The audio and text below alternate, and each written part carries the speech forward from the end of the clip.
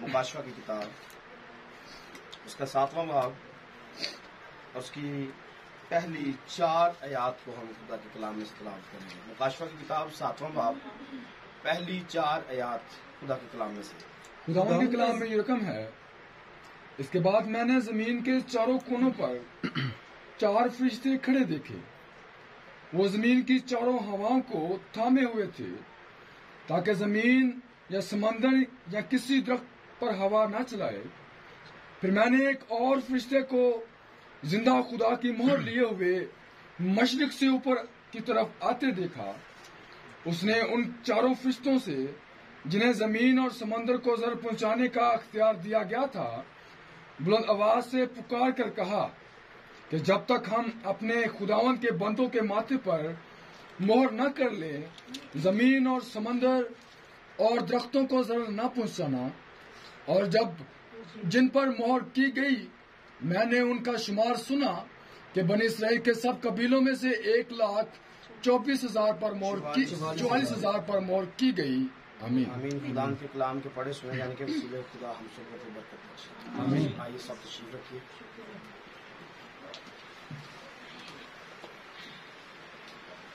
सब बोलेंगे हालेलुया। खुदा के शुक्रगुजार हैं इस नहायत ही अच्छे वक्त के लिए जो खुदा ने मुझे दिया, आपको दिया कि हम खुदा के हुजूर आ सके। और बिलखसूस मुकाशवा की किताब के लिए खुदा ने हम पर यह फजल किया है कि हम आखिरी जमाने में उन बातों को जो पीछे गुजर चुकी हैं, हो चुकी हैं, उनको, जो हो रही हैं उनको, और जो होने वाली हैं उनको सीख सकें। आमीन। और बाइबल में इसी किताब में लिखा हुआ है पहले ही बाब में कि इसको पढ़ने वाला, सुनने वाला और इस पर अमल करने वाला मुबारक है। इसको पढ़ने वाला, सुनने वाले और इस पर अमल करने वाला जो भी है वो मुबारक है। और फिर ये भी लिखा हुआ है कि वो बातें जो हो चुकी हैं, जो हैं और जो आने वाली हैं, मैं तुझे वो बातें दिखाता हूं। जो कुछ हो चुका है, जो कुछ हो रहा है और जो कुछ होने वाला है, तो मैं ऐसा ईमान रखता हूं कि ये बातें यूहन्ना ने तो देखी या सुनी थी, लेकिन आखिरी जमाने में ये खुदा हमें भी दिखा रहा है और हम भी सुन रहे हैं। अभी तक छठे बाब को हमने क्लियर किया है और ये बिल्कुल फाइनल नहीं है कि बस खत्म हो चुका है, इस पर बातें नहीं होंगी, इस पर फिर भी बातें होती रहेंगी।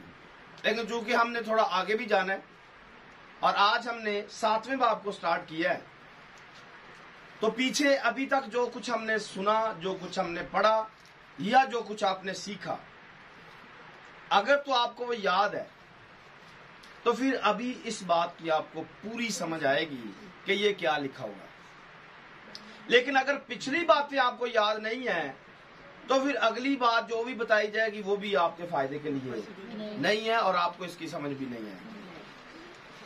पीछे अगर आपने ध्यान के साथ देखा है, सुना है, समझा है, तो इस बात की भी आपको समझ आएगी कि ये क्या पढ़ा है हमने। नंबर 2 पर मुकाशवा की किताब के अलावा जो कुछ आपको सिखाया जा रहा है, अमाल की किताब से, मत्ती की अंजील से या फिर दूसरे जो स्पेशल पैगाम दिए जाते हैं, उनसे अगर आप सीख रहे हैं तो आपको कोई भी आप वर्ष पढ़ेंगे तो आपको उसकी समझ आएगी कि ये आयत क्या कह रही है। आमीन। अगर बिलखसूस आपने वो तशबीहात का जो पैगाम दिया गया है उसको आपने पढ़ा है या समझा है या सीखा है कि बाइबल मुकद्दस की जो तशबीहात है वो कैसे हैं, कौन सी चीज क्या मायने रखती है, तो फिर आपको कोई भी आयत पढ़ेंगे तो आपको समझ आएगा। आमीन। अभी तक हमने चौथे बाब को देखा, 5वें को देखा, 6ठे को देखा है और फिर 6ठे बाब में से ही हमने रिवर्स जाकर पहले और दूसरे और तीसरे बाब को भी देखा है। 7 कलीसियाई जमानों को हमने पढ़ा। 7 कलीसियाई जमाने जो हैं वो कैसे चल रहे हैं, कैसे खुदा ने काम स्टार्ट किया, इसराइल को कैसे उसका काम बंद हुआ, और कैसे गैर कौमों की एंट्री दरमियान में रखी गई। गैर कौम को जब लाया गया तो इसराइल में जो कुछ चल रहा था उसको ब्रेक किया गया। इस बात को समझने, जब खुदा गैर अक़वाम की तरफ आया तो उसने बनी इसराइल को पीछे ब्रेक किया। आप आमीन कहेंगे? आमीन। उसने इसको ब्रेक किया, रोक दिया।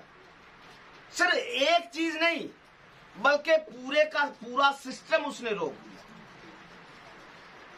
उनकी हैकल खत्म हो गई, शरीयत खत्म हो गई, वो खुद खत्म हो गए और पूरी दुनिया में तितर बितर हो गए।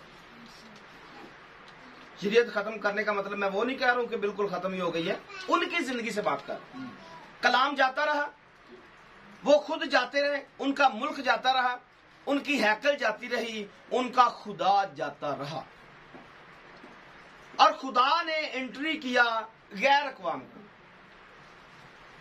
क्योंकि गैर कौमों को इन्हीं मोहरों के अंदर रखा हुआ था।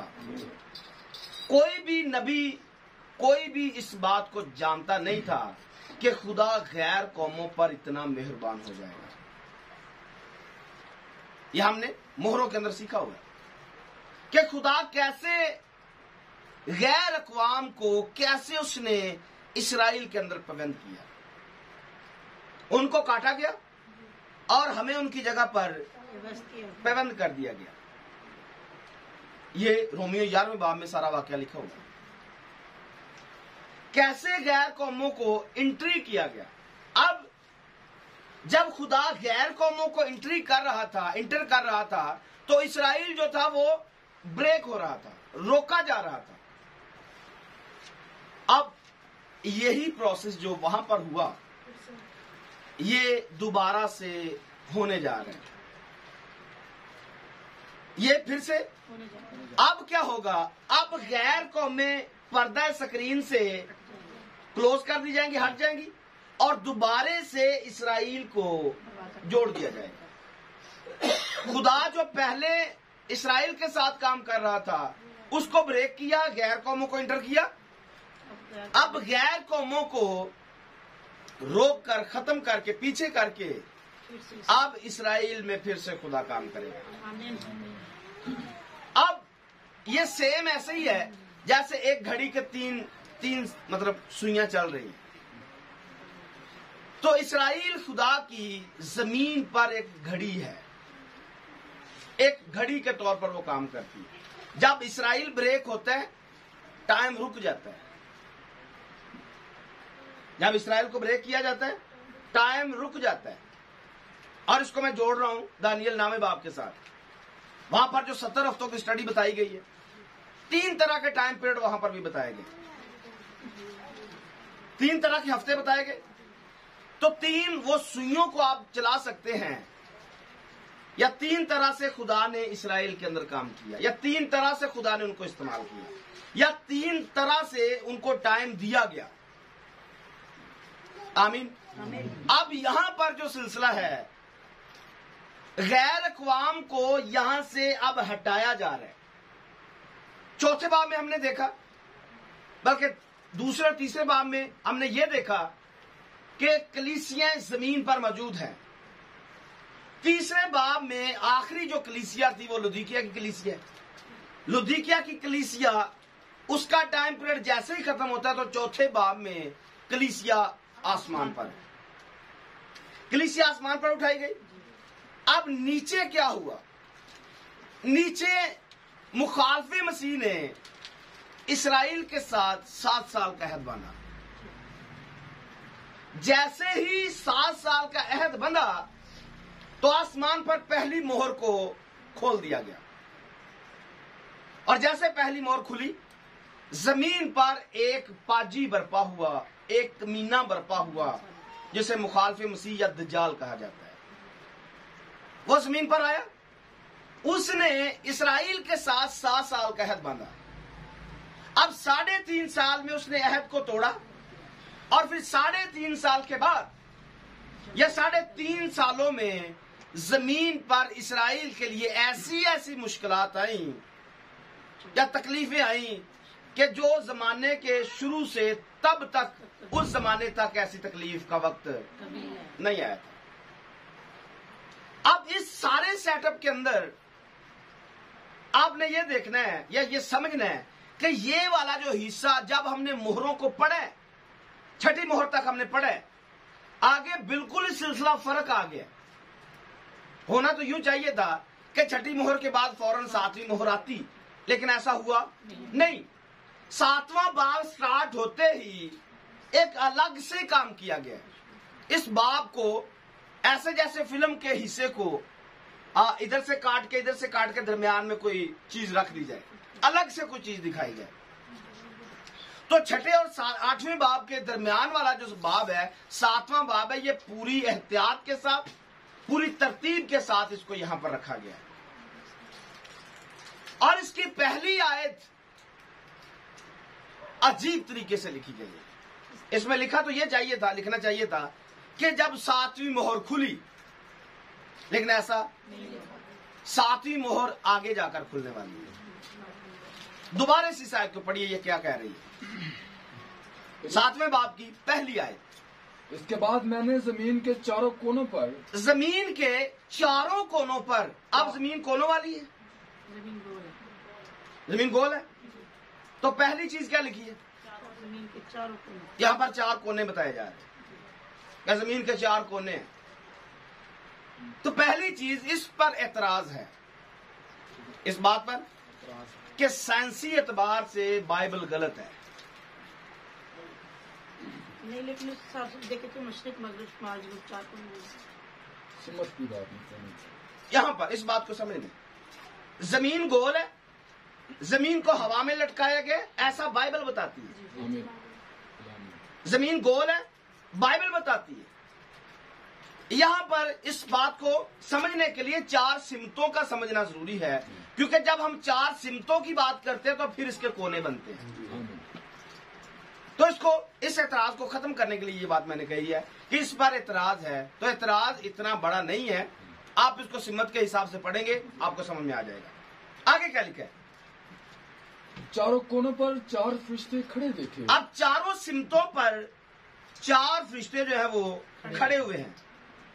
आगे, वो जमीन की चारों हवाओं को थामे हुए हैं। अब यहां से इसको समझना जरूरी है कि ये जो चार हवाएं हैं ये क्या कर रही हैं, या चार फरिश्ते ये क्या कर रहे हैं? क्या लिखे?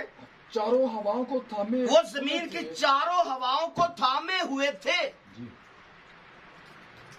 चार फरिश्ते चार हवाओं को पकड़ के हुए खड़े हुए। फिर ताकि जमीन या समंदर की किसी दरख्त पर हवा ना जमीन पर या समंदर पर या दरख्त पर हवा ना चले। इस पर हम बात करेंगे, इस आयत पर, क्योंकि मोहरें अभी जारी है। मोहरों के अंदर हालत क्या है इसको समझना है, क्योंकि जो बैकग्राउंड पे आपने देखा है कि पहली मोहर खुली, मुखालिफ मसीह आया। दूसरी मोहर खुली, क्या हुआ? मुखालिफ मसीह ने क्या किया? सुलह को उठा दिया, लड़ाई झगड़ा शुरू। फिर आगे तलवार आई है, काल आया है, दरिंदे आए हैं, या पहले तराजू आया है, तोलने के लिए चीजें दी जा रही हैं। मतलब तोलने के लिए यहां पर हमने इस बात को देखा था कि ये कहत की अलामत है, और इस पर हमने गधे को भी देखा, कबूतर की बीट को देखा, कहत को देखा कि क्या कुछ यहां पर चलेगा। फिर चौथे में चार किस्म की वबाएं हमने इसको देखी, और फिर पांचवें में क्या हुआ? फिर पांचवें में इंसाफ की बातें होती हैं, और छठे में बुंचाल आता है। तो ये सारी कंडीशन जो है पीछे आपके सामने मौजूद है। अब खाने के लिए कुछ भी नहीं है जमीन पर। ऐसा नहीं है कि हम पढ़ के आगे तो सीन चेंज हो गया। ये सारी बातें आपके माइंड में होनी चाहिए कि जमीन पर मुखालिफ मसीह की हुकूमत चल रही है। जमीन पर सुलह नहीं है, लोग एक दूसरे को कत्ल करते हैं। खाने पीने के लिए कुछ चीजें दस्तयाब नहीं है, अगर है तो इतनी महंगी है कि हम ले ही नहीं सकते हैं। और फिर मुकद्दसीनों को कत्ल किया जा रहा है, और फिर खुदा कहर में आया है। इस कंडीशन में हुक्म क्या मिला फरिश्तों को? हवा को जाम कर दो। हवा को, कभी आपने जिंदगी में देखा है हवा जब जाम होती तो क्या होता है? बंदा गर्मी से बेजान हाँ, खत्म हो जाता है, कर लो ऑक्सीजन ही नहीं मिलती, ऑक्सीजन नहीं मिलती है। फरिश्तों को ऑर्डर क्या मिले? हवा को खाना, एक साइड से नहीं, जमीन से जितनी ऑक्सीजन आ रही है, हवा आ रही है, उसको जाम कर दो। अब आपने फील किया क्या लिखा है? क्योंकि खुदा कहर के अंदर आया है, और कहर में आते पहला काम क्या हुआ? सांस बंद कर दो। अब यहां पर सबकी सांस बंद होने वाली है, और ज़बूर में लिखा है कि वो अपना दम रोके तो सारे मर जाते। अगर वो हवा रोक दे तो अगले ही लम्हे में सारे के सारे मर जाएंगे। तो इसको समझना जरूरी है। ये जो हवा है, इसके बारे में चंद एक हवाले आपके सामने रखूंगा, इसको आपने पढ़ना है, स्पीड लगा के पढ़ना है। आमोस की किताब निकालिए, उसका 4था बाब, आमोस की किताब 4था बाब, और उसकी 13 नंबर आयत तो देखिए। क्योंकि देख उसी ने पहाड़ों को बनाया, देख उसी ने पहाड़ों को बनाया और हवा को पैदा किया। एक बंदा ज़बूर 104 निकाले, क्योंकि हवाले ज्यादा है, 104 ज़बूर निकाले, और उसकी 30वीं आयत को देखिए। एक बंदा ज़बूर 148 निकाले, और उसकी 8वीं आयत निकाले, 148, 148 नंबर, 148 नंबर ज़बूर, और उसकी 8वीं आयत। जी, पहला वाला पढ़िए। क्योंकि देख उसी ने पहाड़ों को बनाया, देख उसी ने पहाड़ों को बनाया और हवा को पैदा किया। हवा को उसने क्या किया? हवा को पैदा किया। वो इंसान पर उसके ख्यालात को जाहिर करता है, वो इंसान पर उसके ख्यालात को जाहिर करता है, और सुबह को तारीख बना देता है। सुबह को तारीख बना देता है। और नंबर 1 पर हमने क्या देखा है?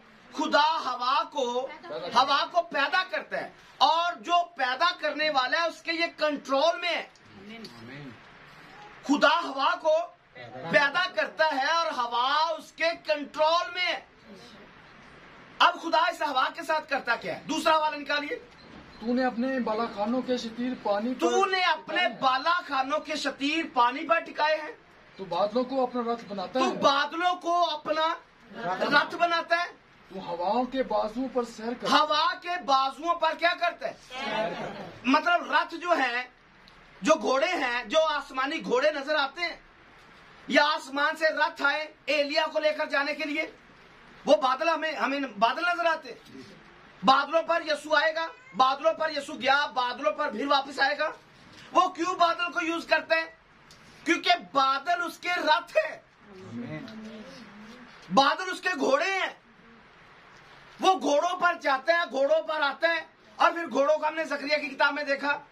ये घोड़े कौन है? घोड़ों को हमने देखा ये रूहें हैं, रूहों को हमने देखा ये फरिश्ते हैं। तो फरिश्ते ही बादल हैं, फरिश्ते ही हवाएं हैं। वो अपने खादमों को हवाएं, अपने फरिश्तों को हवाएं और खादमों को, तो जो उसके फरिश्ते वही हवाएं, जो बादल हैं वही फरिश्ते हैं।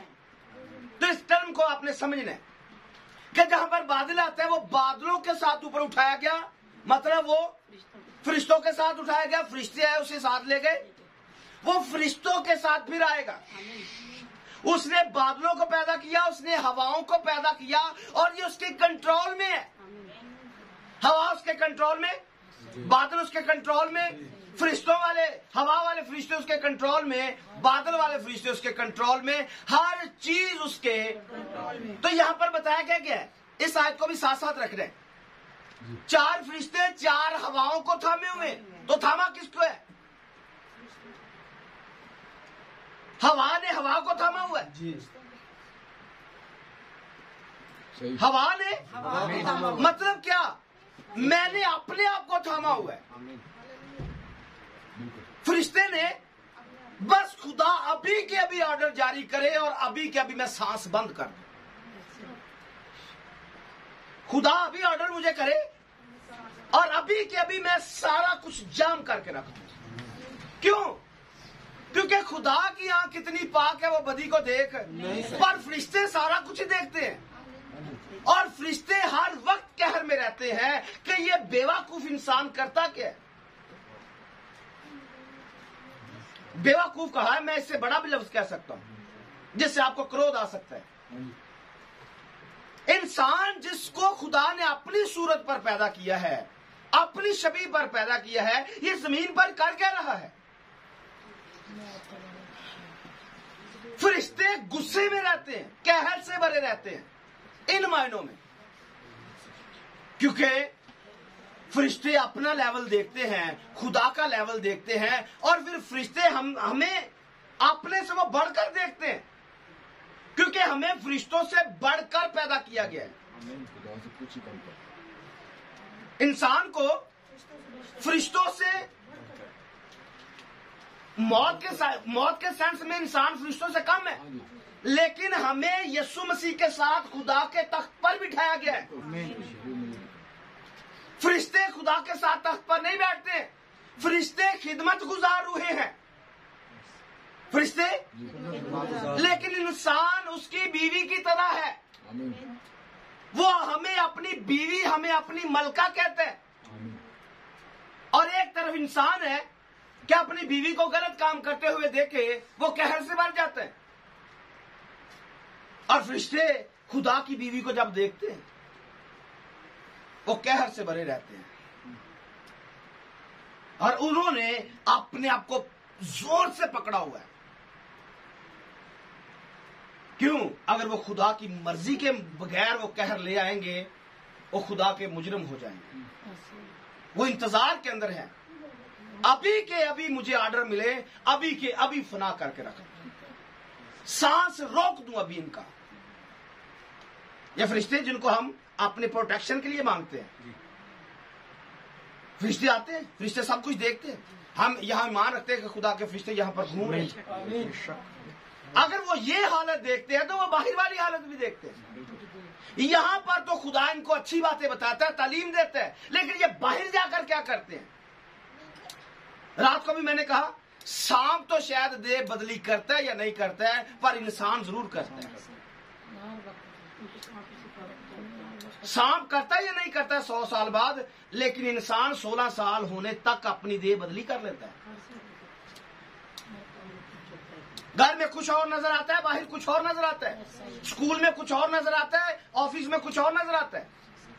ये अपनी देह बदली करता रहता है, और चर्च में आकर ये कुछ और नजर आता है, बाहर सोसाइटी में कुछ और नजर आता है। सांप की तो ऐसी कहावत बनी हुई है कि वो देह बदली करता है। हकीकत में इंसान देह बदली करता है, इंसान अपना रूप धार लेता है, चेंज कर लेता है। और फरिश्तों को लिखा गया, शैतान को लिखा गया, वो नूरानी फरिश्ते की शक्ल इख्तियार कर लेता है। तो कौन कर रहा है? इंसान कर रहा है। यहां पर आकर नूरानी, वहां पर जाकर शैतानी। तो इस बात को समझना है, फरिश्ते कहर के अंदर रहते, गुस्से में रहते और खुदा का वेट कर रहे हैं, क्योंकि इस्राएल ने भी कोई इतने अच्छे काम नहीं किए। अभी मैं आपको कई हवाले देने वाला हूं जिनसे आप समझेंगे, लेकिन अभी एक और हवाला जो मैंने बताया उसको पढ़िए जरा। आए आग और ओलो, जबूर 148 की 8वीं आयत है। आग और ओलो, आए बर्फ और कुहर, ए बर्फ और कोहर। ये कोहर वही है जो पैदाइश की किताब में लिखी है, जी जमीन से कोहर उठती थी। ए बर्फ और कोहर, आए तूफानी हवा, ए तूफानी हवा, जो उसके कलाम की तामील करती। ये तूफानी हवा का काम क्या है? नंबर 1 पर हमने देखा खुदा ने हवा को पैदा किया। नंबर 2 पर हमने देखा कि खुदा हवा के बाजुओं पर सैर करता है। नंबर 3 पर हमने देखा हवा उसकी बातों को, कलाम को तकमील देती है। हवा उसकी बातों को तकमील देती है। तो खुदा ने इसे खास अपने मकसद के लिए बनाया है। दानियल 7वां बाब निकालिए, उसकी दूसरी आयत को पढ़िए। दानियल की किताब 7वां बाब दूसरी आयत। दानियल ने यूं कहा दानियल ने यूं कहा कि मैंने रात को एक रोया देखी मैंने रात को एक रोया देखी। और क्या देखता हूँ, एक हवाला दूसरा भी निकालिए, हिजकिय्याह 7वां बाब निकालिए, उसकी पहली आयत से पढ़ना है। रात को रोया देखी और क्या देखता हूं कि आसमान की चारों हवाएं समंदर पर जोर से चलाई। हवाला चला गया, नहीं, पढ़ते नहीं है। कि आसमान की चारों हवाएं समंदर पर जोर से आसमान चली की चारों हवाएं समंदर पर जोर से चली। और समंदर से 4 बड़े हैवान अब जैसे ही हवाएं चली हैं तो कुछ निकले। 4 हवाएं चली, जी समंदर पर चली। यहां पर जो हमने पढ़ा है इस आयत में, दूसरी आयत को, 7वें बाब की दूसरी आयत को पढ़िए, पहले मुकाशवा की किताब में। फिर मैंने एक और फरिश्ता को जिंदा खुदा की मोहर लिए हुए मशरिक से। अब ये 5वां फरिश्ता है। 4 फरिश्ते दूसरे जिन्होंने हवाओं को थामा हुआ है। अब ये 5वां फरिश्ता एक फर्क फरिश्ता है। ये मशरिक से निकलता है और करता क्या है, मशरक की तरफ से आते देखा। उसने उन चारों फरिश्तों से जिन्हें जमीन और समुंदर को जर पहुंचाने का इख्तियार दिया, जमीन को और समंदर को जरर पहुंचाने का। तो यहां पर दानियल ने क्या कहा, आमिर भाई, दानियल ने क्या लिखा है, और समंदर से जैसे ही चारों हवाएं समंदर पर जोर से चली तो समंदर में से 4 बड़े हैवान जो एक दूसरे से मुख्तलिफ थे निकले। अब इनको ये ना निकले तब तक आपने रुके रहना है। समझ नहीं आया? आपने हवाओं को क्या पढ़ा, फरिश्तों को कहा कि हवा को थामे रखना है। थामे रखा क्यों? जब तक हम मोहर ना लगा ले आपने बाहर निकलना नहीं है।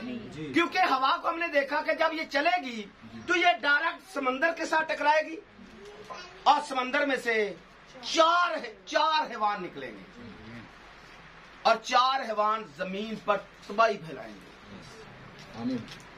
तो आपने समझा इस बात को कि अभी आप रुको, अभी आपका वक्त नहीं है, पहले हमें मोहर कर लेने दो। जब मोहर कर लेंगे फिर आपने अगला काम करना है। अभी आपको कोई समझ में आ रही बात? ये आयत क्या कह रही है? ये आयत एक अलग से नक्शा दिखा रही है, क्योंकि छठी मोहर खुली है।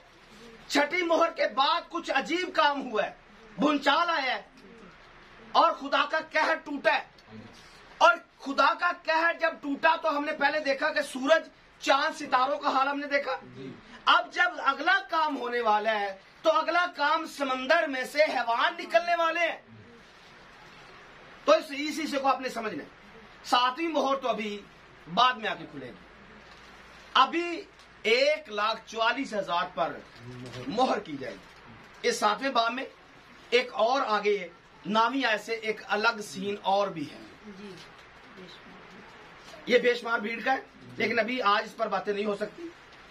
उस पर भी हम अगली दफा मुमकिन है बात करें।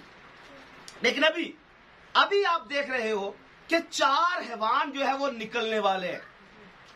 कुछ और पढ़िए, दानियल की किताब का, बल्कि हिजकिय्याह की किताब का रेफरेंस दिया, हिजकिय्याह की किताब का 7 बाब की पहली आयत। और खुदावंद खुदा का कलाम उस पर नाज़िल हुआ जी कि आदमजाद मुल्क के चारों कोनों पर खात्मा आ पहुंचा। ए आदमजाद खुदावंद खुदा इसराइल के मुल्क से यूं फरमाता है। ये तमाम हुआ, क्या हुआ? तमाम हुआ। मुल्क के चारों कोनों पर खात्मा आन पहुंचा। मुल्क के चारों कोनों पर खात्मा, मुल्क के चारों कोनों पर खात्मा आन पहुंचा। अब तेरी उजल आई। अब तेरी उजल के 2 मायने, वक्त आ गया है, घड़ी आ गई है। अब तेरा वक्त आ गया है कि तेरे साथ कुछ किया जाए। अब तेरी उछल आई और मैं अपना गजब तुझ पर नाजिल करूंगा। मैं अपना गजब तुझ पर नाजिल करूंगा और तेरी रवश के मुताबिक जो तेरी आदतें हैं, जो तेरा रवैया है, जो कुछ तूने किया है, उसके मुताबिक जो तूने किया, यीशु मसीह ने फरमाया जैसा चाहते हो कि तुम्हारे साथ लोग करें तुम भी वैसे ही। तो अब जो कुछ इस्राएल ने किया है, या जो कुछ नाफरमान लोगों ने किया है, या जो कुछ सरकश लोगों ने किया है, अब जो किया है वो ही इनके साथ दोबारा से होने जा रहा है।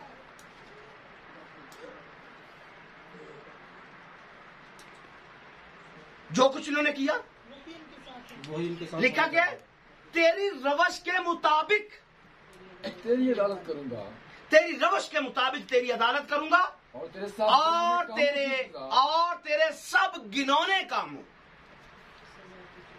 जो तूने गिनौने काम किए, तुझ पर लाऊंगा। गिनौने कामों की सजा तुझ पर लाऊंगा। मेरी फिर- आंखें तेरी रिवायत ना करेंगी मेरी आंख तेरी रायत ना करेगी, और मैं तुझ पर रहम ना करूंगा। मैं तुझ पर रहम, क्योंकि रहम का जो वक्त था वो गुजर चुका है। रहम का वक्त गुजर चुका है। अब जो तूने किया है, जो तेरी रवश है, तेरी रवश के मुताबिक अब मैं इंसाफ करूंगा, तेरी अदालत करूंगा, तेरे साथ जो तूने किया है वो ही करूंगा, क्योंकि तूने जो बोया है अब काटने का वक्त आ चुका है। आगे, बल्कि मैं तेरी रवश के मुताबिक तुझे सजा दूंगा, तेरी रवश के मुताबिक तुझे सजा दूंगा, और तेरे गिनौने कामों का अंजाम तेरे दरमियान तेरे होगा। गिनौने कामों का अंजाम तेरे दरमियान होगा होंगे, ताकि तुम जानो ताकि तुम जानो कि मैं मैं खुदावन हूँ। पहले तुमने नहीं जाने, जब मैंने आपको वक्त दिया है तब आपने नहीं जाना है, लेकिन अब तुम जानोगे, अब तुम जानोगे कि मैं खुदावन मैं खुदावंद हूँ। खुदावन खुदा यूं फरमाता अब ये सेम वही स्टोरी है जो फिरौन के साथ हुआ। फिरौन भी नहीं मान रहा था। खुदावंद कौन है? मैं खुदावंद को नहीं जानता हूँ, और मैं इनको जाने भी उसने बताया मैं हूँ। तेरे मानने या ना मानने से मुझे फर्क नहीं पड़ता है, तेरे मानने से या ना मानने से मुझे फर्क नहीं पड़ता है, पर तेरे मानने और ना मानने से तुझे जरूर फर्क पड़ता है। जी खुदा को कोई फर्क नहीं पड़ता है, लेकिन हमें फर्क पड़ता है। अगर मानेंगे तो हमेशा की जिंदगी पाएंगे, अगर नहीं पाएंगे तो मौत को हासिल करेंगे। हमें फर्क पड़ता है। पर जब हमने वक्त गवा दिया, इस्राइल ने वक्त गवा दिया, तो अब कहता है तेरी रवश के मुताबिक तेरा इंसाफ करूंगा, क्योंकि मैं खुदावंद हूं। फिर तू जानेगा कि मैं खुदावंद हूं। आगे, खुदावन खुदा यूं फरमाता है, खुदावंद खुदा यूं फरमाता है, एक बला यानी बलाय अजीम, एक बला यानी बलाय अजीम देख वो आती है। खात्मा आया, खात्मा आया, खात्मा आया, वो तुझ पर आ पहुंचा, वो तुझ पर आन पहुंचा। देख वो आ पहुंचा, देख वो आन पहुंचा। जमीन पर बसने वालों, ऐ जमीन पर बसने वाले वाले। शामत। अब ये सिर्फ इस्राइल नहीं है, सभी, अब ये सिर्फ इस्राइल नहीं है, जमीन पर जितने भी रह जाएंगे, जमीन पर जितने भी रह जाएंगे, जमीन पर बसने वाले, तेरी शामत आ गई है। वक्त आ पहुंचा, जमीन पर बसने वाले, तेरी शामत आ गई। तो जब शामत आती है फिर क्या होता है? बचते हैं,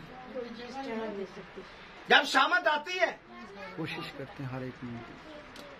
जब शामत आती है तो फिर डंडा हाथ में आता है। जब शामत आती है तो डंडा हाथ में आता है। लिखा है वो लोहे की असा से हुकूमत करेगा। आमीन, यीशु डंडे के साथ आने वाला है, आमीन। और ऐसा डंडा जो टूटने वाला भी नहीं है, लोहे के असा से यानी कि सख्ती के साथ हुकूमत करने आ रहा है। क्यों? क्योंकि आज उसके रहम को नाचीज जाना है, आज उसके लहू की बेकदरी की गई है, आज उसके तर्स की बेकदरी की गई है। आज दुनिया को तो प्रमोट किया गया है, लेकिन खुदा को नीचे किया गया है। जमीन पर बसने वाले तेरी शामत आ गई है। वक्त आ पहुंचा, वक्त आन पहुंचा, हंगामा का दिन करीब हुआ, हंगामा का दिन करीब हुआ, ये पहाड़ों पर खुशी की ललकार का ये दिन पहाड़ों पर खुशी की ललकार का दिन नहीं। अब तो सैर सपट्टा होता है पहाड़ों पर, अब तो बगैर बताए पहाड़ों पर घूमते हो जा जाके। अब जिस दिन ये शामत का दिन आने वाला है तब आपकी याशी जाती रहेगी। अब तो बगैर माँ को बताए, बगैर बाप को बताए भाग जाते हो, लेकिन तब ये बगैरती चलने वाली नहीं है। बगैरती जानबूझ के कह रहा हूं, क्योंकि आज इंसान कर रहा है, बिल्कुल खुदा को तर्क करके अपने सैर सपट्टे को ज्यादा जोर दे रहा है। इसलिए कह रहा हूं, यूट्यूब वालों से माफी मांग लेते हैं, क्योंकि ये हमारे घर का मामला है। आज पहाड़ों पर खुशियां मनाई जाती हैं जा जाकर, लेकिन ये वक्त खुशी की ललकार का नहीं है। क्यों? क्योंकि आज आपने खुदा के कलाम को पीछे करके अपनी जिस्मानी खुशियों को ज्यादा तरजीह दी है। आगे, अब मैं अपना कहर तुझ पर उड़ेल, अब मैं क्या करूं? उड़ेलने को हूँ, अब मैं अपना कहर उंडेलने को, और अपना गजब तुझ पर पूरा अपना गजब तुझ पर पूरा करूंगा, और तेरी रवश के मुताबिक तेरी अदालत करूंगा, तेरी रवश के मुताबिक तेरी अदालत करूंगा, तेरे सब गिनौने कामों की सजा तुझ तेरे पर सब लाऊंगा। गिनौने कामों की सजा तुझ पर लाऊंगा। मेरी आंखें रायत न मेरी आंख रायत ना करेगी, और मेरा मैं हरगिज रहम ना करूंगा, मैं तुझे क्योंकि रहम का वक्त आज है। आमीन। रहम का वक्त आज है। जब हम सैर सपट्टों में गुजार रहे हैं, जब हम दुनियादारी में गुजार रहे हैं, जब हम दुनिया को तरजीह दे रहे हैं पर उसके रहम को नाचीज जान रहे हैं, उस वक्त मैं रहम नहीं करूंगा। आगे, मैं तुझे तेरी रवश के मुताबिक सजा दूंगा, और तेरे गिनौने कामों के अंजाम तेरे दरमियान होंगे, और तुम जानोगे कि मैं खुदावंद सजा देने वाला हूँ। जो रहम कर सकता हूँ वो सजा भी दे सकता है। अगर वो रहम कर सकता है तो कजरू के साथ वो टेढ़ा भी हो सकता है। टेढ़े बंदे के साथ वो, जब हम उंगली टेढ़ी करके घी निकाल लेते हैं तो उसे भी टेढ़ी करनी आती है। हम इंसान है, इतने चातर है कि जब बात नहीं मानी जाती तो आगे से डायलॉग बोलते हैं। जब घी सीधी उंगली से ना निकले, टेढ़ी से निकाल, तो खुदा को भी आता है, मालिक है वो, उसे भी उंगली टेढ़ी करनी आती है, और फिर नाक की लकीरें भी निकालता है बंदा, लेकिन मुआफी मिलती नहीं है। फिर जो मर्जी करो, मुआफी नहीं मिलती। और यहां पर यही एक धमकी दी जा रही है। आगे, देख वो दिन आ पहुंचा, तेरी शामत आ गई, तेरी शामत आ गई, आसा में कलियां निकली, तेरी शामत आ गई, आसा में कलियां निकली, गरूर में गुच्छे निकले, गरूर में गुंचे निकले, सितमगरी निकली कि शरारत के लिए छड़ी हो, कोई उनमें से ना बचेगा, ना उनकी अंबुओं में से कोई, ना उनके अंबुआ में से कोई, और ना उनके माल में से कुछ, और उन पर मातम ना होगा। वक्त आ गया जी, वक्त आ गया, दिन करीब है, ना खरीदने वाला खुश से, दिन आ गया, ना खरीदने वाला खुश हो, ना बेचने वाला उदास, क्योंकि उनके तमाम, ना खरीदने वाला खुश हो, ना बेचने वाला उदास, क्योंकि उनके दिन के तमाम अम्बुआ पर गजब नाजिल होने को, क्योंकि उनके तमाम अम्बुआ ढेर को कहते हैं, जखीरे को कहते हैं, उनके अम्बुआ पर गजब नाजिल होने को है। कि बेचने वाला बिकी हुई चीज तक, क्योंकि बेचने वाला बिकी हुई चीज तक फिर ना पहुंचेगा। अगरचे हनूज वो जिंदा, बेचने वाला बिकी हुई चीज पर वो फिर ना पहुंचेगा, अगरचे हनूज वो जिंदों के दरमियान हो, क्योंकि ये रोया उनके तमाम अम्बुआ के लिए है, एक भी ना लौटेगा, और और ना कोई बदकारी से ना अपनी कोई जान को बदकिरदारी कायम से अपनी जान को कायम रखेगा। नरसिंगा फूंका नरसिंगा फूंका गया, और सब कुछ तैयार नहीं, सब कुछ तैयार है, लेकिन कोई जंग को नहीं लेकिन निकलता, कोई जंग को नहीं निकलता, कि मेरा गजब उनको क्योंकि मेरा गजब उनके उनके तमाम तमाम अम्बुआ पर है। कौन बाहर निकलेगा? गजब क्या है? गजब क्या है?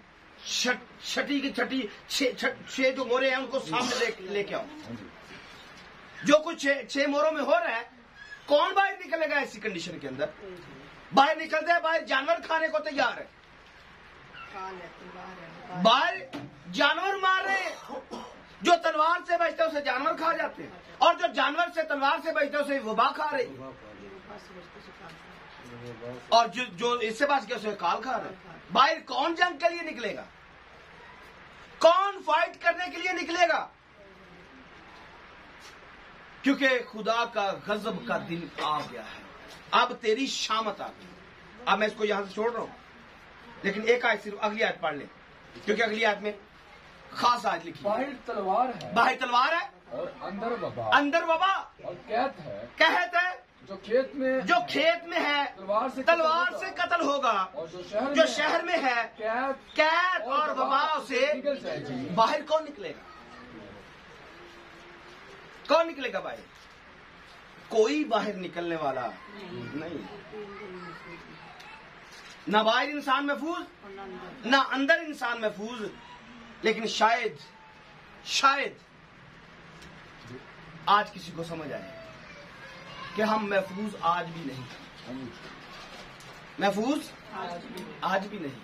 महफूज आज भी वही है जिस पर मोहर हो चुकी है, और कल भी वही महफूज है जिस पर मोहर हो चुकी है। अगर आप महफूज नहीं हैं तो ये सब कुछ आप पर आने वाला है। 37 बाब निकालिए, 37 बाब की नामी आयत को पढ़िए।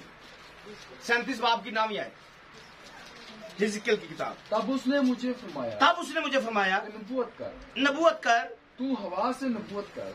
नबूवत कर, किससे नबूवत करनी है? हवा से नबूवत कर। कि ए आदमजाद, और हवा से कह, खुदावंद खुदा यूं फरमाता है कि ए आदम, तू चारों तरफ से आ, और इन मकतूलों पर फूंक के जिंदा हो जाए। अब यहाँ पर हवा जो है वो भी दम है, वो भी जिंदा करने के लिए। आप इस लिंक को भी आप समझ सकते हैं, पढ़ सकते हैं, इसके साथ मिला सकते हैं कि हवा जो है, हवा जिंदा भी करती है। अगर यहाँ पर हवा जिंदा कर रही है तो मुकाशफा की किताब में इस हवा को रोका जा रहा है। हवा को रोका गया ताकि दम रुक जाए। दम रोकने के लिए, सजा देने के लिए, क्योंकि ये छठी मोहर का आगे थोड़ा सा तसलसल दिखाया जा रहा है। गजब का दिन है, और गजब के साथ साथ 4 फरिश्ते हैं जो हवाओं को थामे हुए हैं, और 5वां फरिश्ता निकलता है, बताता है कि जब तक हम मोहर ना कर लें तब तक आपने वेट करना। तो मैंने आपके सामने रेफरेंस खोल के रखे। एक और रेफरेंस पढ़िए, जकरिया की किताब का पहला बाब निकालिए, 18वीं आयत को पढ़िए। जकरिया पहला बाब 18वीं आयत। मैंने आंख उठाकर निगाह की, और क्या देखता हूँ? 4 सींग हैं। क्या देखता हूँ कि 4 सींग हैं, और मैंने उन फरिश्तों से जो मुझसे गुफ्तगू करता था पूछा कि ये क्या है? उसने मुझे जवाब दिया वो सींग है जिन्होंने यहूदा और इसराइल और यरूशलेम को परगंदा किया। फिर खुदावन ने मुझे 4 कारीगर दिखाए। तब मैंने कहा ये क्यों आए हैं? उसने जवाब दिया जो सींग है जिन्होंने यहूदा को ऐसा परगंदा किया कि कोई सर ना उठा सका। लेकिन ये इसलिए आए हैं कि उनको डराए और उन कौमों के सींगों को पस्त करें। अब ये सींग जो है ये भी तशबीहात के अंदर है, ये बादशाहों की बातें चल रही है, और जो हैवान है वो भी बादशाहियों की बात चल रही है। तो इसको समझना है कि जो कुछ पहले हुआ है एक बात फिर से होने जा रहा है। पहले 4 जानदार है, दानियल की किताब से भी हमने इसको सीखा हुआ है। यूनान आता है, उसके बाद बाबल आता है, उसके बाद फिर फारस है, लेकिन चौथा जो है वो रोम है। यूनान है, फारस है और ईरान है। ये तीन पहले हैं और चौथा इसके बाद रोम है। चार जानदार है, या सॉरी हवान है, जिन्होंने पूरी दुनिया पर हुकूमत की है, पूरी दुनिया को उन्होंने फतह किया है। और इन हवानों को सजा देने के लिए अभी कुछ तैयारी चल रही है। इस सीन को समझने, क्योंकि कलीसिया जा चुकी है। कलीसिया अब जमीन पर खास जो लोग बचे हैं खुदा के, वो इसराइल बचा है। इसराइल में से खुदा अपने लिए, पिछली दफा ये हवाला पढ़ाया गया था, खुदा एक टुंड बचा के रखता है। हर दौर में, नूह के दौर में खुदा ने 8 लोगों को बचाया, एलिया के दौर में खुदा ने 7,000 को बचाया। अब यहां पर भी जब आज की बात कर रहे हैं, आज भी बहुत ज्यादा बदकारी है, लेकिन इसका फिगर हमने एलिया के साथ जोड़कर बताया था कि अगर 7 बिलियन लोग जमीन पर हैं तो 7 लाख तो जमीन पर ईमानदार मौजूद है। आज के जमाने में जिसमें हम बात कर रहे हैं, 7 लाख के करीब आज भी मौजूद है। लेकिन जब खुदा की कलीसिया आसमान पर उठाई जाएगी तो जमीन पर 1,44,000 जो हैं वो जमीन पर मौजूद होंगे।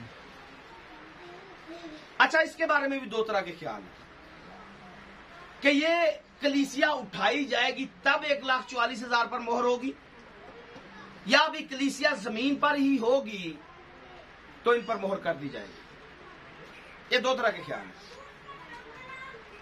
तो ऐसा हो सकता है, मुमकिन है, क्योंकि आज हम ऐसे लोगों को देखते हैं, इसराइलियों को, यहूदियों को, जो यीशु मसीह को कबूल कर चुके हैं। ये जितनी भी ईदों वाली स्टडी पाकिस्तान में एंट्री मारी है, कहां से आई है? ये सारी इसराइलियों ने भेजी है, क्योंकि उन्होंने जब पुराने अहदनामे को पढ़ा है, खुदा ने उनका जहन खोला है, तो उनको खुदा ने ये समझाया है कि मसीह आपका तो आपकी सारी ईदों में पड़ा हुआ है, आपकी कुर्बानियों में पड़ा हुआ है, और आपने उसको रद्द कर दिया। और जब खुदा ने उनका जहन खोला, फिर उन्होंने इस बात को समझा और यीशु मसीह को कबूल किया कि जो मसीहा आने वाला था वो आ चुका है। और फिर उस तालीम को उन्होंने पूरी दुनिया के अंदर भेजा है कि हम मसीह पर ईमान ले आए, क्योंकि हमारा जो मसीह आने वाला था वो आ चुका है। और उन्होंने एक एक चीज से निकाल निकाल कर साबित किया है कि मसीह कहां कहां पर छुपा हुआ है। तो इस बात को माना जा सकता है कि खुदा आज इसराइलियों को भी रूहुल कुद्दस से मामूर कर रहा है, ना सिर्फ गैर कौमों को ही, बल्कि, और मैं ये भी समझता हूं कि आज जो गैर कौमों की हालत है वो पीछे जा चुकी है और इसराइल आगे बढ़ चुका है। लेकिन अभी उस तौर से नहीं है जैसे गैर कौमों पर फजल हुआ है, इस तरह से नहीं है। इसराइल के अंदर अभी वो बेदारी नहीं है, लेकिन एक वक्त आने वाला है जब कलीसिया दरमियान से हटाई जाएगी जो गैर कौम से ली गई है, फिर उसके बाद 1,44,000 हैं जो जमीन पर बचेंगे। लेकिन बाकियों के साथ क्या होने वाला है? उनकी शामत आने वाली है, इसराइलियों की शामत आने वाली है, और उनके साथ साथ जमीन पर तमाम जो रहने वाले हैं उनकी शामत आने वाली है। तो आज अभी वक्त है कि हम बात को समझें, अपने आप को तैयार करें और इस जमीन से निकल जाए। और ये बातें मजाक नहीं है, ये बातें फाइनल और सीरियस है। आमीन। आगे बढ़ेंगे। यर्मिया का एक हवाला निकालिए, 49 बार, यर्मिया 49 बार निकालिए।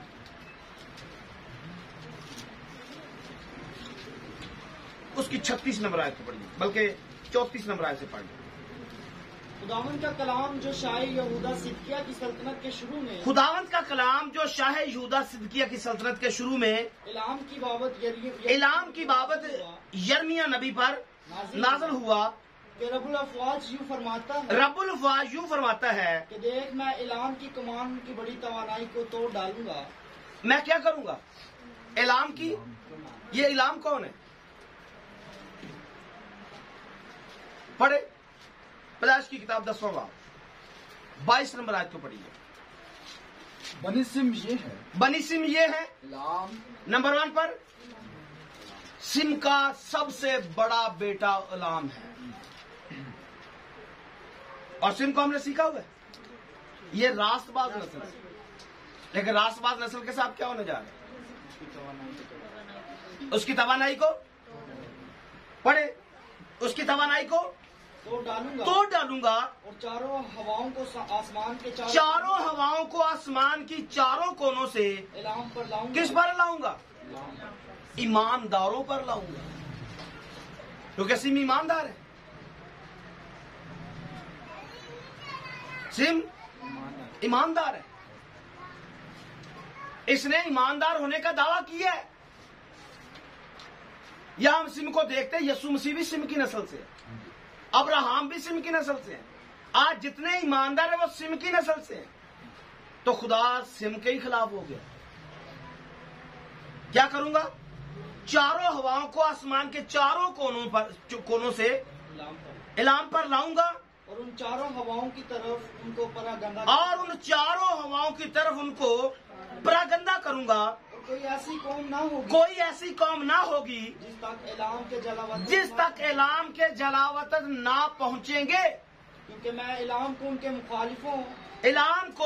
मुखालिफों और जानी दुश्मनों के दरमियान आगे हिरासा करूंगा और उन पर एक बला यानी एक कहरे शदीद को नाज़िल करूंगा। खुदावंद फरमाता है और तलवार को उनके पीछे लगा दूंगा यहाँ तक कि उनको नाबूद कर डालूंगा। और मैं अपना तख्त एलाम पर रखूंगा और वहाँ से बादशाह और उमरा को नाबूद करूंगा। खुदावंद फरमाता है। पर आखिरी दिनों में यूं होगा। आखिरी दिनों में क्या होगा? कि मैं इलाम को असीरी से वापस आखिरी दिनों में क्या करूंगा? रास्तबाज को क्या करूंगा? वापिस ले गया। आखिरी दिनों में इस रास्तबाज को क्या करूंगा?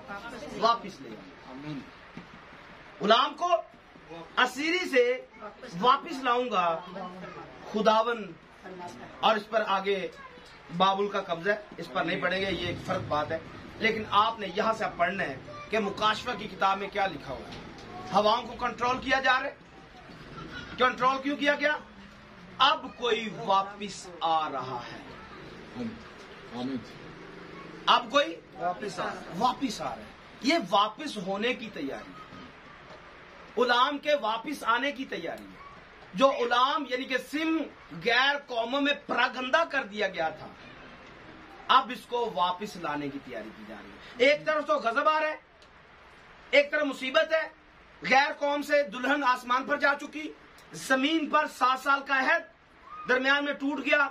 वबा, तकलीफ, मुसीबत, खुदा का गजब, जलजला, ये सब कुछ एक तरफ चल रहा है। लेकिन इस सारे सेटअप के अंदर खुदा गुलाम को भी वापस ले गया। खुदा अपने लोगों को जो असीरी में चले गए हैं दरमियान में उनको भी लेके आ रहे हैं। एक आखिरी वाला पढ़ेंगे, हिजकिय्याह की किताब पढ़िए, 9वां बाब निकालिए। ये आखिरी वाला है, इसको पढ़ के हम बंद करेंगे। बात खत्म नहीं है, बात आगे चलती रहेगी अगली दफा फिर से। 9वें बाब की पहली आयत, हिजकिय्याह की किताब। उसने बुलंद आवाज से पुकार कर मेरे कानों में कहा। बुलंद आवाज से पुकार कर मेरे कानों में कहा, उनको जो शहर के मुंतजिम है जी नजदीक बुलाओ। जो मुंतजिम है यानी कि जो इंतजाम करने वाले हैं, उनको नजदीक बुला। हर एक शख्स अपना मोहलक हथियार हाथ में लिए हो। और देखो 6 मर्द ऊपर के फाटक की राह से शुमाल की तरफ से है, जो शुमाल की तरफ से है चले आए। और हर एक मर्द के हाथ में उसका खून रेज हथियार था। और उनके दरमियान एक आदमी कितानी लिबास पहने था। और उसकी कमर पर लिखने की दुआ थी। तो वो अंदर गए और पीतल के मसबा के पास खड़े हुए। और इसराइल के खुदा का जलाल करूबियों से, और इसराइल का जलाल करूबी पर से जिस पर वो था उठकर घर के आस्ताना पर गया। और उसने उस मर्द को जो कतानी लिबास पहने था और जिसके पास लिखने की दुआ थी पुकारा। और खुदावन ने उससे फरमाया, और खुदावंद ने उसे फरमाया, ये शहर के दरमियान से हाँ, ये शहर के फरमाया के शहर के दरमियान से हाँ, यरूशलेम के यरूशलेम के गुजर, बीच से, यरूशलेम के बीच से, गुजर, यरूशलेम के बीच से, गुजर, इसके दरमियान से गुजर, और उन लोगों की परेशानी पर, और उन लोगों की पेशानी पर जो उनसे नफरती कामों के स्वब से, क्या लिखा है? पेशानी पर जो उन सब नफरती कामों के स्वभाव से जो उसके दरमियान किए, जो उसके दरमियान किए जाते हैं, आहे मारते और रोते हैं, शान क्या कर रहे? निशान कर दे। अब 1,44,000 कौन है? 1,44,000 कौन? वो जो आहे मारते और रोते हैं कि हमारे जिंदा खुदा को क्यों नहीं पहचानते। और 1,44,000 वो हैं जिन्होंने अपने आप को औरतों के साथ आलूदा नहीं किया है, जिन्होंने बदी से अदावत रखी है, जिन्होंने खुदा से मोहब्बत रखी है। हालात इतने गंभीर हो चुके हैं, फिर भी ये रोते हैं, आहे मारते हैं, और खुदा कहता है कि गजब को नाज़िल करने से पहले इन पर मोहर कर, इन पर मोहर कर। और आज भी मोहर उसी पर होती है जो रोता है, आहें मारता है, और जो बदी से दूर रहता है। क्योंकि कबूतर हमेशा, गौर से सुनिए, कबूतर हमेशा बर्रे के ऊपर आता है या भेड़ के ऊपर आता है, क्योंकि भेड़ चलाकियां नहीं करती। भेड़ चलाकियां, जो मालिक की आवाज सुनती है उसी के पीछे आमीन करती है। तो अगर आप इस भेद को समझ गए, इस बात को समझ गए, तो आपको अपनी पेशानी पर मोहर लगाने की जरूरत है। अपने आप को मोहर के नीचे लेकर आने की जरूरत है, क्योंकि बचने वाले सिर्फ वही जिन पर मोहर है। बचने वाले सारे कहिए, बचने वाले वही जिन पर मोहर है, जिन पर मोहर, चाहे इस्राएल के अंदर हो, चाहे यरूशलेम के अंदर हो, चाहे आज के जमाना के अंदर हो, चाहे आने वाले वक्त के बारे में। बचेगा वही जिस पर मोहर की गई। और मोहर क्या है? मोहर रूहुल कुदस है। अगर आप रूहुल कुदस याफ्ता हैं, अगर आपने मोहर हासिल कर ली है, आप पर कोई भी वबा नहीं आएगी। लेकिन अगर आपने रूहुल कुदस हासिल नहीं किया है, आप किसी भी वबा से बच नहीं सकते। आप किसी वबा से बच, आइए अपनी आंखों को बंद करें, सर को झुकाएंगे, प्रेज द लॉर्ड, और दुआ मांगना शुरू करें।